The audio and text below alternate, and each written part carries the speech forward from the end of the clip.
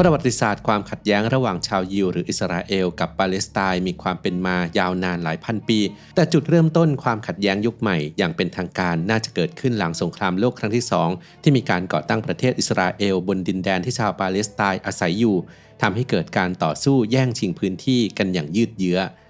จนกระทั่งล่าสุดเมื่อ7ตุลาคมปี2023การปะทะกันในฉนวนกาซาได้ปะทุขึ้นเกิดความเสียหายต่อทั้งทรัพย์สินและพลเรือนจำนวนมากสงครามบานปลายจนไม่มีทีท่าว่าจะสิ้นสุดลงได้นานาชาติพากันช่วยเจรจาหาข้อยุติประเทศต่างๆพากันรับรองรัฐปาเลสไตน์เพิ่มขึ้นด้วยหวังใจว่าจะช่วยให้เกิดความสงบสุขแล้วสถานะของปาเลสไตน์เป็นอะไรกันแน่ในเชิงรัฐศาสตร์เป็นรัฐหรือประเทศแล้วอะไรทำให้ชาวปาเลสไตน์ต้องถูกรุกรานและพยายามสู้สุดใจเพื่อรักษาดินแดนของตัวเองอับดุลเททูบจะพาไปหาคำตอบกันครับการบริโภคอาหารทะเลอาจมีความเสี่ยงจากการปนเปื้อนของโลหะหนักเช่นปรอดสารหนูแคดเมียมและตะกั่วซึ่งส่งผลเสียต่อสมองได้เพื่อเป็นทางเลือกที่ปลอดภัย Quality Omega 3 Norway Daily คือผลิตภัณฑ์ที่ผ่านการคัดสรรและตรวจสอบความบริสุทธิ์ทำให้คุณได้รับโอเมก้า 3 เพื่อการดูแลสมองอย่างมั่นใจและปราศจากสารปนเปื้อน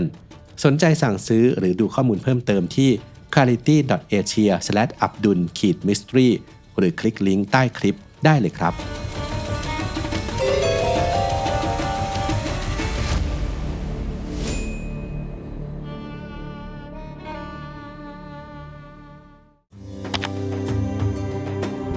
การอธิบายถึงที่ตั้งดินแดนของปาเลสไตน์ว่าอยู่ตรงไหนบนแผนที่โลกในปัจจุบันมีอยู่4จุดด้วยกันที่เราต้องทำความเข้าใจในทางภูมิศาสตร์ประกอบไปด้วยประเทศอิสราเอลฉนวนกาซาเขตเวสต์แบงก์และกรุงเยรูซาเล็มโดยเริ่มต้นจากประเทศอิสราเอลบริเวณชายฝั่งตะวันออกเฉียงใต้ของทะเลเมดิเตอร์เรเนียนในภูมิภาคเลอวองหรือเอเชียตะวันตกเฉียงใต้เป็นที่ตั้งของประเทศอิสราเอลที่มีพื้นที่ประมาณ 20,000 ตารางกิโลเมตรเล็กกว่าประเทศไทยเกือบ25เท่ามีประชากรราว10ล้านคนกว่า 70% เป็นชาวยิว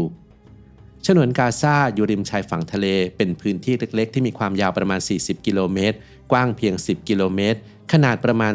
365ตารางกิโลเมตรแวดล้อมด้วยพื้นที่อิสราเอลอยู่ในการดูแลของกลุ่มฮามาสซึ่งเป็นกองกำลังติดอาวุธปาเลสไตน์เป็นกลุ่มการเมืองแนวทางอิสลามนิยมที่เคร่งศาสนาก่อนที่จะถูกอิสราเอลโจมตีในปี2023กาซาเป็นเขตที่มีประชากรอาศัยอยู่อย่างหนาแน่นราว 2.3 ล้านคน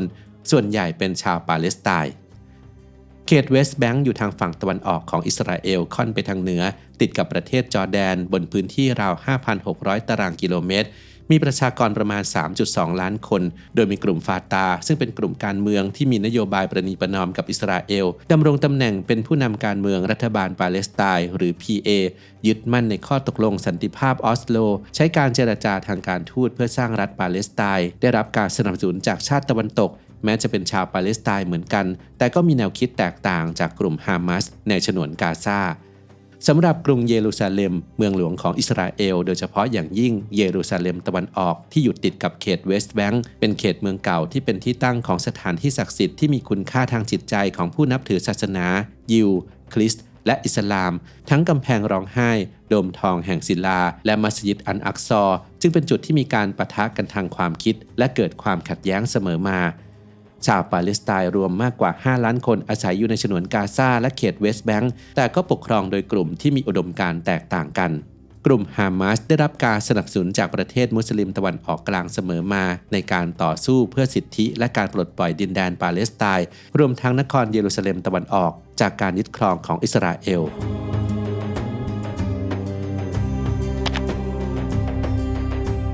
สาเหตุที่ทำให้อิสราเอลและปาเลสไตน์ต้องรบกันนั้นนอกจากจะมาจากการที่ชาวยิวหรือชาวอิสราเอลและชาวอาหรับหรือปาเลสไตน์ถกเถียงกันมาหลายพันปีถึงสิทธิอันชอบธรรมบนดินแดนคานาอันอันศักดิ์สิทธิ์ทั้งยังมีจักรวรรดิต่างๆอาทิโรมันไบเซนไทน์และออตโตมันพากันเข้ามายึดครองดินแดนนี้รวมไปถึงการทำสงครามผลัดกันแพ้ชนะทำให้เกิดปัญหาการอ้างความเป็นเจ้าของดินแดนมีความซับซ้อนมากขึ้นไปอีกชาวยิวที่ถูกฆ่าล้างเผ่าพันธุ์ในยุโรปในช่วงสงครามโลกครั้งที่2ได้เข้ามาตั้งถิ่นฐานในปาเลสไตน์ในช่วงที่อังกฤษปกครองอยู่ร้อนถึงสหประชาชาติหรือ UN ต้องลงมติในปี 1947 ให้แบ่งดินแดนเป็น2ส่วนเป็นของชาวยิวและชาวปาเลสไตน์แยกจากกัน โดยกรุงเยรูซาเล็มอยู่ภายใต้การดูแลของ UN และเกิดการตั้งรัฐอิสราเอลในดินแดนปาเลสไตน์ตามมาแต่ทั้งสองฝ่ายก็ยังไม่อาจหยุดยั้งความบาดหมางที่มีต่อกันได้จึงต่อสู้กันอย่างต่อเนื่องตลอดเกือบ80 ปีที่ผ่านมาผลัดกันแพ้ผลัดกันชนะและแบ่งออกเป็นหลายฝ่ายสามารถเอาคืนพื้นที่ที่อีกฝ่ายเคยครอบครองกลับมาได้ความสับสนจึงเกิดขึ้นกับประชากรที่กลายเป็นว่าไปตั้งถิ่นฐานอยู่ในดินแดนของฝ่ายตรงข้ามและไม่สามารถจัดระเบียบกันได้ด้วยสันติวิธีนอกจากการทำสงครามเท่านั้นราวปี 2022 มีนิคมชาวอิสราเอลราว 16 แห่งและชาวยิวราว 700,000 คนอาศัยอยู่ในเวสต์แบงก์และกรุงเยรูซาเล็มตะวันออกชาวปาเลสไตน์ต้องการให้ชาวยิวเหล่านี้อพยพออกไปเพราะดินแดนคานาอันอันศักดิ์สิทธิ์ได้กลายมาเป็นเมืองสำคัญของกลุ่มปาเลสไตน์ PA ในเขตเวสต์แบงก์ในปัจจุบันไม่ว่าจะเป็นลามันเลาะที่เป็นเสมือนเมืองหลวงของเวสต์แบงก์นาบลัสเมืองสำคัญทางการค้าหรือเบธเลเฮมสถานที่ประสูติของพระเยซูคริสต์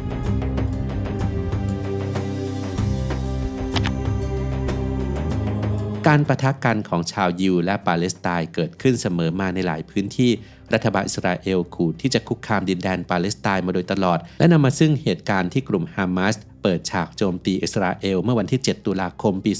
2023 รัฐบาลอิสราเอลจึงประกาศสงครามกับกลุ่มฮามาสถล่มฉนวนกาซาซึ่งเป็นที่อยู่ของชาวปาเลสไตน์กลุ่มฮามาสอย่างหนักการทำลายล้างฉนวนกาซาอย่างต่อเนื่องมานานกว่า 2 ปีกระทรวงสาธารณสุขของกลุ่มฮามาสในกาซารายงานว่ามีผู้เสียชีวิตไปมากกว่า 65,000 รายทั้งจากการต่อสู้และจากความอดอยาก UN ประนามว่าการกระทำของอิสราเอลเข้าข่ายฆ่าล้างเผ่าพันธุ์ชาวปาเลสไตน์ละเมิดกฎหมายมนุษยธรรมและสิทธิมนุษยชนระหว่างประเทศเพราะมีการจงใจสร้างเงื่อนไขอันไตร่ตรองไว้ก่อนเพื่อโจมตีเป้าหมายที่ได้รับการคุ้มครองโจมตีพลเรือนโดยตรงสังหารสมาชิกของชุมชนชาวปาเลสไตน์ทำให้ได้รับอันตรายทางร่างกายและจิตใจอย่างร้ายแรงตลอดจนขัดขวางการถือกำเนิดของมนุษย์เพราะมีการโจมตีคลินิกรับฝากไข่และอสุจิที่ใหญ่ที่สุดในกาซาทั้งยังปฏิบัติโดยมิชอบอย่างร้ายแรงต่อผู้ถูกคุมขังตัวประกันซึ่งรวมทั้งคนไทยที่ถูกสังหารบังคับให้เกิดอพยพพลัดถิ่นทำลายล้างต่อสิ่งแวดล้อมปิดกั้นความช่วยเหลือทางการแพทย์น้ำอาหารเพื่อการบริโภคและเชื้อเพลิงมีการยื่นฟ้องต่อศาลยุติธรรมระหว่างประเทศหรือ ICJ โดยทางการอิสราเอลระบุว่าสิ่งที่ถูกกล่าวหาเป็นเท็จไม่มีมูลความจริงเป็นข้ออ้างที่เกิดมาจากความลำเอียง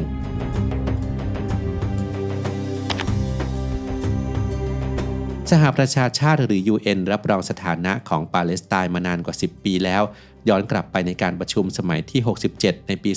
2012 UN ให้การรับรองปาเลสไตน์ให้มีฐานะเป็น Non-Member Observer State รัฐผู้สังเกตการถาวรที่ไม่ใช่สมาชิกมีสิทธิเข้าร่วมประชุมแต่จะไม่มีสิทธิออกเสียงและนานาชาติต่างขานรับทยอยรับรองสถานะของปาเลสไตน์อย่างต่อเนื่องโดยจนถึงปี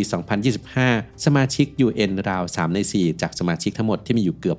200 ต่างก็ยอมรับสถานะของปาเลสไตน์รวมทั้งประเทศไทยที่รับรองไปตั้งแต่ 2012 แล้วการรับรองปาเลสไตน์ที่เพิ่มขึ้นอย่างมีนัยสำคัญในช่วงปี 2025 นี้ก็เพื่อเป็นสัญลักษณ์ทางการเมืองแสดงจุดยืนสร้างขวัญกำลังใจเพิ่มแรงกดดันและหวังที่จะสร้างให้เกิดสันติภาพระหว่าง2 ฝ่ายให้เท่าเทียมกันทั้งอิสราเอลและปาเลสไตน์กดดันให้อิสราเอลหยุดยิงยุติสงครามในฉนวนกาซาและสร้างประเทศปาเลสไตน์ในอนาคตโดยก่อนหน้านี้หลายประเทศในยุโรปลังเลที่จะรับรองปาเลสไตน์เพราะอยากให้สงครามสิ้นสุดลงก่อนและยังอยากรักษาความสัมพันธ์กับอิสราเอลแต่ดูเหมือนว่านับวันสงครามจะยิ่งเลวร้ายลงทำให้นานาชาติรับรองปาเลสไตน์มากขึ้นเรื่อยๆ